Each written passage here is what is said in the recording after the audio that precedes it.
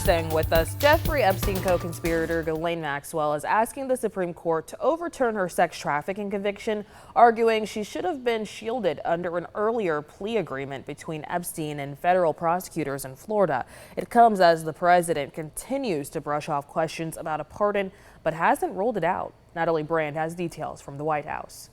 Days after Ghislaine Maxwell sat for an interview with the Trump administration's Deputy Attorney General Todd Blanche about the Jeffrey Epstein case, she renewed a request for the U.S. Supreme Court to hear an appeal of her 2021 conviction of grooming underage girls for sexual abuse. Maxwell's attorney, David Marcus, in a statement even appealed to President Trump himself, quote, to recognize how profoundly unjust it is to, quote, scapegoat Maxwell for Epstein's crimes. Speaking to reporters in Scotland Monday, the president faced more questions about the Epstein files and a potential pardon for Maxwell. Well, I'm allowed to give her a pardon, but nobody's approached me with it. Nobody's asked me about it.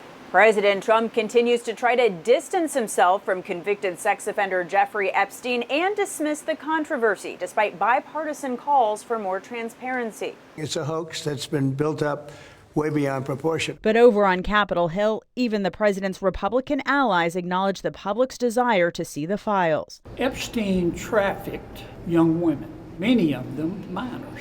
The American people are entitled to know who, if anyone, besides himself, he trafficked these young women to. Some Senate Democrats are also pushing the Justice Department to release recordings and notes from last week's 9-hour meeting between the Deputy Attorney General and Maxwell, which they've called highly unusual, if not unprecedented.